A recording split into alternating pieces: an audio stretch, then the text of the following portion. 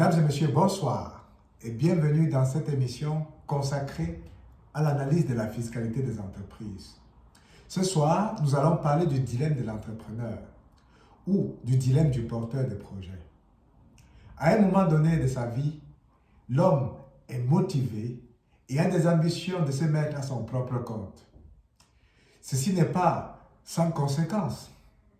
Ceci nécessite à celui qui envisage de se lancer dans des projets de faire des sacrifices, de faire des choix. Parmi ces choix-là, il y a le choix de la forme juridique. Le choix de la forme juridique d'une entreprise est l'élément fondamental qui définit par la suite le degré d'imposition de cette entreprise.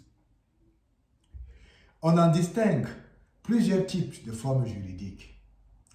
On peut citer entre autres la société à nom collectif, la société à responsabilité limitée ou la société anonyme. Chaque forme juridique a des implications. Et les implications peuvent être positives comme négatives. Alors, le dilemme de l'entrepreneur au moment de la création de l'entreprise consiste de savoir quelle forme juridique peut être apte à supporter son projet. Est-ce la société à nom collectif ou la société à responsabilité limitée?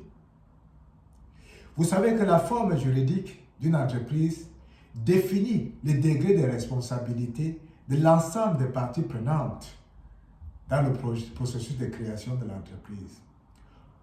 Par exemple, le porteur de projet d'une société à nom collectif a une responsabilité indéfinie sur la charge de l'entreprise.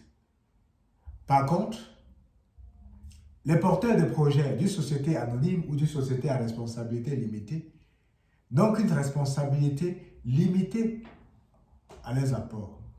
Ceci dit donc, lorsqu'on veut créer une entreprise, il faut donc savoir à quel degré on est prêt à engager notre responsabilité sur le passif de l'entreprise, sur les charges de l'entreprise.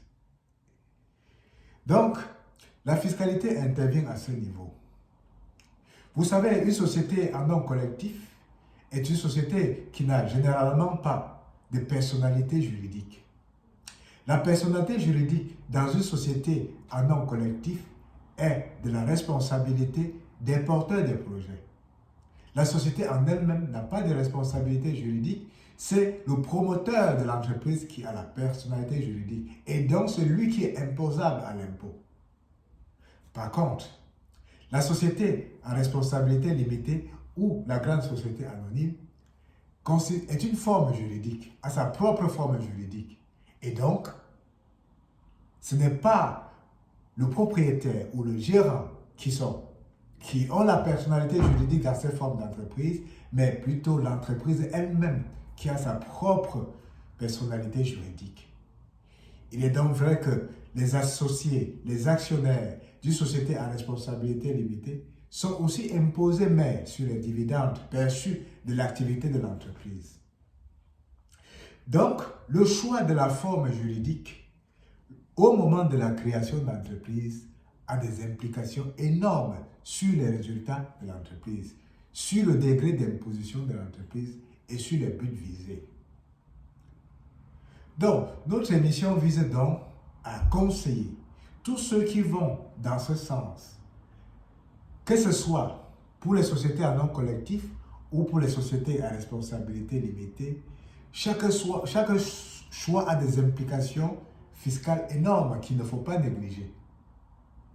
Donc, nous vous invitons, avant de vous engager dans le processus de création d'entreprise, de savoir qu'une société en nom collectif n'a pas de personnalité juridique et donc c'est le propriétaire ou le porteur de projet qui a la responsabilité de l'entreprise, qui a une personnalité juridique et donc c'est sur lui que repose la charge fiscale. Une société à responsabilité limitée anonyme par contre a une personnalité juridique et donc elle-même constitue un objet fiscal, un objet d'imposition, constitue une base d'imposition de l'entreprise. Ou on peut dire sujet fiscal. Donc voilà un peu ce qu'il faut comprendre lorsqu'on veut s'engager dans le processus de création d'entreprise. Donc pour ceux qui veulent continuer à nous suivre, veuillez vous abonner massivement sur notre canal et faites vos commentaires. À travers vos réponses, on va essayer d'améliorer et de vous apporter davantage les informations concernant le choix de la forme juridique, ses implications fiscales et bien d'autres domaines en ce qui concerne la fiscalité des entreprises. Merci.